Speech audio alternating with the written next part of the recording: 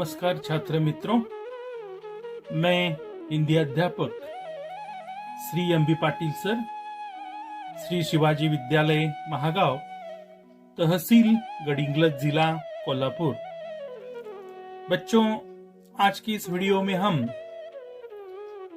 हिंदी भाषा अध्ययन इस घटक के अंतर्गत अर्थात व्याकरण इस घटक के अंतर्गत सव्य शब्दों का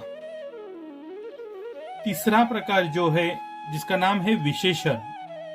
सव्य शब्दों का तीसरा भेद, पहला है संज्ञा, दूसरा है सर्वनाम, तीसरा है विशेषण। तो ये तीसरा जो सव्य शब्दों का भेद है विशेषण, इस घटक का अध्ययन हम आज के वीडियो के अंतर्गत कर रहे हैं। तो चलो बच्चों, पहले हम देखते हैं विशेषण किसे कहा जाता है, विशेषण की परिभाषा क्या है। तो देखो बच्चों, जो शब्द अर्थात विशेषण की ये परिभाषा है, जो शब्द संज्ञा या सर्वनाम शब्दों की, वाक्य में आई संज्ञा या वाक्य में आए सर्वनाम शब्दों की विशेषता अर्थात उनके गुण, उस संज्ञा के गुण, उस सर्वनाम के गुण अथवा दोष अथवा रूप अथवा रंग अथवा आकार अथवा संख्या आदि का बोध कराते हैं, उन्हें विशेषण कहते हैं। तो विशेषण की परिभाषा देखो फिर एक बार। जो शब्द संज्ञा या सर्वनाम शब्दों की विशेषता अर्थात उनके गुण, दोष, रूप, रंग, आकार, संख्या आदि का बोध कराते हैं, उन शब्दों को विशेषण कहते हैं। बच्चों, वाक्य में संज्ञाएं आती है अथवा वाक्य में संज्ञा न आई तो सर्वनाम शब्द आते हैं। उन संज्ञाओं का अर्थात उन सर्वनामों सर्वनामों की विशेषता अर्थात कौन सी विशेषता, अर्थात उनके गुण के बारे में, उस संज्ञा के गुण के बारे में, दोष के बारे में, रूप के बारे में, रंग के बारे में, उस संज्ञा या सर्वनाम के आकार के बारे में, संख्याओं के बारे में जो शब्द अधिक जानकारी देते हैं अर्थात विशेष जानकारी देते हैं, उन शब्दों को व्याकरण में विशेषण कहते हैं। उदाहरणों से हम विशेषणों का आकलन करने का प्रयास करेंगे। तो देखो बच्चों, एक पहला उदाहरण है विशेषण समझने के लिए। नया ठेकेदार ईमानदार था। नया ठेकेदार ईमानदार था। इसमें ठेकेदार यह संज्ञा आई है। ठेकेदार के बारे में, इस संज्ञा के बारे में इस वाक्य में एक ऐसा शब्द आया है जो विशेष जानकारी ठेकेदार की दे रहा है। ठेकेदार कैसा था? उत्तर आएगा आपको ईमानदार था। ठेकेदार कैसा था? ईमानदार था। कोई छात्र कहेगा कि वह नया था, तो ये भी विशेषण है। नया ये शब्द भी विशेषण है। लेकिन यहां हम एक ही उदाहरण लेंगे। ठेकेदार कैसा था? ईमानदार था। तो ठेकेदार संज्ञा की विशेषता बताने का काम ईमानदार शब्द कर रहा है, इसलिए ईमानदार शब्द व्याकरण में विशेषण कहलाया जाता है। अब ये ईमानदार शब्द संज्ञा का गुण बता रहा है। देखो यहां गुण शब्द आया है, तो यह क्या बता रहा है? ईमानदार शब्द संज्ञा का, ठेकेदार का गुण बता रहा है, इसलिए वह ईमानदार शब्द विशेषण है। दूसरा देखो, चौधरी झूठा आदमी है। चौधरी ये वाक्य में आई संज्ञा है। चौधरी कैसा है? तो वो झूठा है। झूठा अर्थात झूठा ये उस चौधरी की विशेषता बताने वाला शब्द है, और ये झूठा शब्द संज्ञा का दोष बता रहा है। अर्थात चौधरी का ये दोष है। दोष, उसमें ये दोष है कि वो झूठा आदमी है। तो दोष बताने वाला शब्द भी व्याकरण में विशेषण कहलाया जाता है, इसलिए झूठा शब्द विशेषण है। तीसरा उदाहरण, हमारी पाठशाला सुंदर है।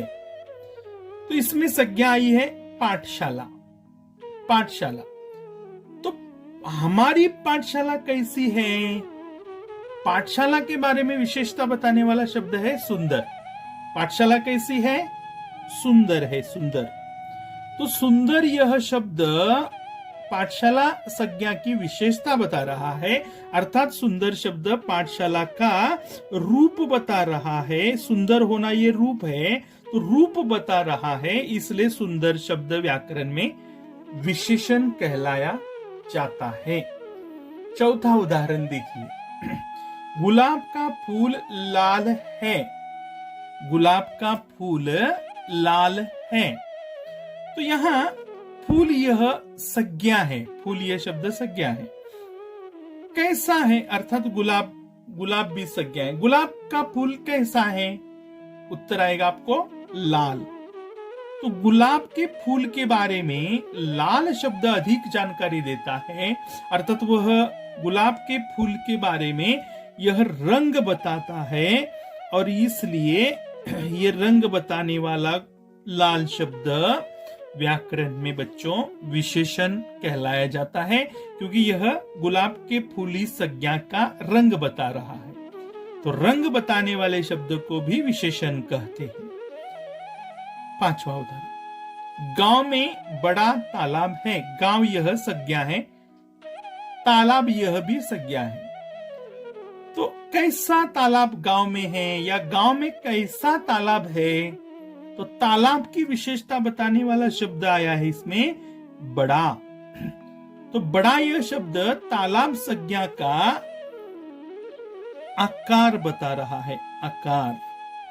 और आकार बताने वाले शब्द को व्याकरण में कहते हैं विशेषण, और इसलिए यह बड़ा शब्द विशेषण है। छठा उदाहरण, हमारी कक्षा में 40 छात्र हैं। कक्षा संज्ञा है, संज्ञा है, छात्र संज्ञा है। कक्षा में कितने छात्र हैं? उत्तर आएगा 40। तो छात्रों की अधिक जानकारी, विशेष जानकारी देने वाला शब्द है 40, और छात्र इस संज्ञा की 40 यह शब्द संख्या को सूचित कर रहा है या संख्या बता रहा है, और संख्या बताने वाला शब्द भी व्याकरण में होता है विशेषण, और इसलिए 40 शब्द विशेषण है। तो यही देखो बच्चों, इन ऊपर के इन 5 या 6 उदाहरणों में, इन 6 उदाहरणों में यहां सूचना दी गई आपको। ऊपर के इन 6 उदाहरणों में ईमानदार शब्द, पहले उदाहरण में ईमानदार शब्द गुण बता रहा है, संज्ञा का गुण बता रहा है। झूठा शब्द संज्ञा का दोष बता रहा है। सुंदर शब्द संज्ञा का रूप बता रहा है। लाल शब्द संज्ञा का रंग बता रहा है। बड़ा शब्द संज्ञा का आकार बता रहा है। 40 शब्द संज्ञा की संख्या को सूचित कर रहा है, और इसलिए अर्थात इनका आदि का बोध ये शब्द करा रहे हैं, इसलिए ये जो शब्द हैं विशेषण शब्द है। कौन से? ईमानदार शब्द, झूठा शब्द, सुंदर शब्द, लाल शब्द, बड़ा शब्द और 40 शब्द। 40 यह शब्द व्याकरण में विशेषण शब्द हैं। अर्थात ये आपको समझ में आया होगा कि संज्ञा के बारे में, अर्थात संज्ञा या सर्वनाम के बारे में अधिक जानकारी देने वाले शब्द को, विशेष जानकारी देने वाले शब्द को विशेषण कहते हैं। और ये विशेषण शब्द जो होते हैं वह संज्ञा के एक तो गुणों को सूचित करते हैं, दोष को सूचित करते हैं, रूप को सूचित करते हैं, रंग, आकार और संख्या को सूचित करते हैं। ऐसे शब्दों को व्याकरण में बच्चों विशेषण कहा जाता है। और एक बात इस वीडियो के अंतर्गत बच्चों हम पढ़ेंगे कि विशेषण शब्दों के 5 भेद हैं। विशेषण शब्दों के भेद कितने हैं बच्चों? 5 भेद हैं। कौन कौन से? इनका अध्ययन हमें अगले वीडियो में क्रमशः करना है। विशेषण शब्दों का पहला भेद होता है गुणवाचक विशेषण। इसमें गु रस, ग का उकार ह्रस्व लिखना है, न बड़ा लिखना है। विशेषण में न बड़ा लिखना है, गुणवाचक विशेषण। दूसरा भेद है संख्यावाचक विशेषण। बच्चे बहुत बार विशेषण शब्द लिखते समय न छोटा लिखते, छोटा न नहीं लिखना है, बड़ा न लिखना है, ये आप ध्यान में रखिए। संख्यावाचक विशेषण। तीसरा प्रकार है क्रमवाचक विशेषण। चौथा प्रकार है परिमाणवाचक विशेषण। परिणाम नहीं है, परिमाण, पहला म बाद में न, परिमाणवाचक विशेषण। पांचवा प्रकार है सार्वनामिक विशेषण।